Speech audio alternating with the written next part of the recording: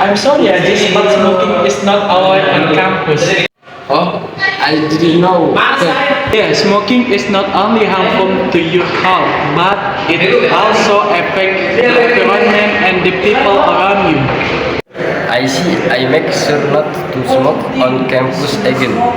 Great to her. We want to create a healthy and clean environment for everyone here. And I do my part to respect the rules and regulations. No problem, Rama.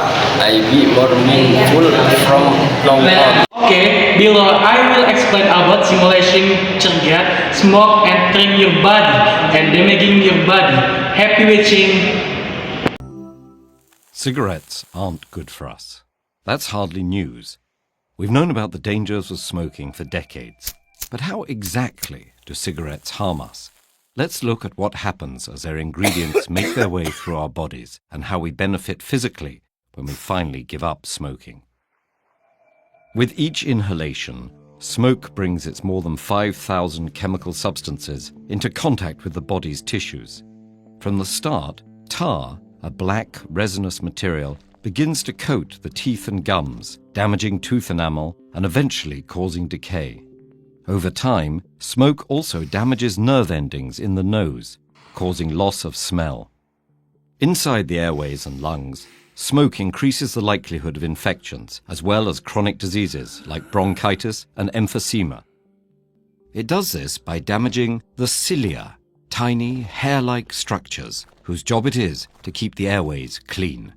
It then fills the alveoli, tiny air sacs that enable the exchange of oxygen and carbon dioxide between the lungs and blood. A toxic gas called carbon monoxide crosses that membrane into the blood, binding to hemoglobin and displacing the oxygen it would usually have transported around the body. That's one of the reasons smoking can lead to oxygen deprivation and shortness of breath. Within about 10 seconds, the bloodstream carries a stimulant called nicotine to the brain, triggering the release of dopamine and other neurotransmitters, including endorphins, that create the pleasurable sensations which make smoking highly addictive. Nicotine and other chemicals from the cigarette simultaneously cause constriction of blood vessels and damage their delicate endothelial lining, restricting blood flow. These vascular effects lead to thickening of blood vessel walls and enhance blood platelet stickiness, increasing the likelihood that clots will form and trigger heart attacks and strokes. Many of the chemicals inside cigarettes can trigger dangerous mutations in the body's DNA that make cancers form. Additionally, ingredients like arsenic and nickel may disrupt the process of DNA repair, thus compromising the body's ability to fight many cancers. In fact, about 1 of every 3 cancer deaths in the United States is caused by smoking. And it's not just lung cancer. Smoking can cause cancer in multiple tissues and organs, as well as damaged eyesight and weakened bones. It makes it harder for women to get pregnant, and in men, it can cause erectile dysfunction.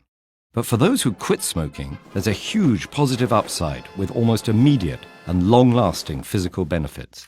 Just 20 minutes after a smoker's final cigarette, their heart rate and blood pressure begin to return to normal.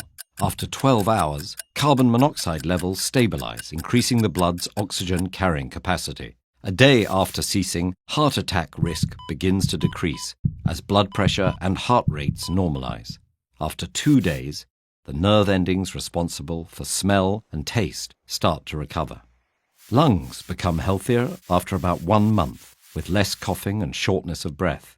The delicate, hair-like cilia in the airways and lungs start recovering within weeks and are restored after 9 months, improving resistance to infection.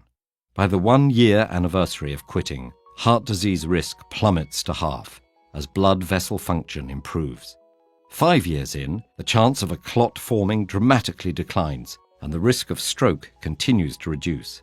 After 10 years, the chances of developing fatal lung cancer go down by 50%, probably because the body's ability to repair DNA is once again restored.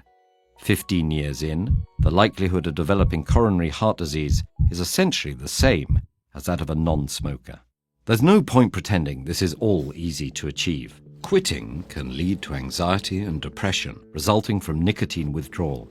But fortunately, such effects are usually temporary and quitting is getting easier thanks to a growing arsenal of tools. Nicotine replacement therapy through gum, skin patches, lozenges and sprays may help wean smokers off cigarettes. They work by stimulating nicotine receptors in the brain and thus preventing withdrawal symptoms without the addition of other harmful chemicals. Counseling and support groups, cognitive behavioral therapy, and moderate intensity exercise also help smokers stay cigarette-free. That's good news, since quitting puts you and your body on the path back to health. If you want to see more videos on building healthy habits, check out this playlist. And if you want to help support TED-Ed's non-profit mission, please consider making a small donation at patreon.com/TEDEd. Let's remain Tugas outer not to smoke on campus for the well-being of everyone.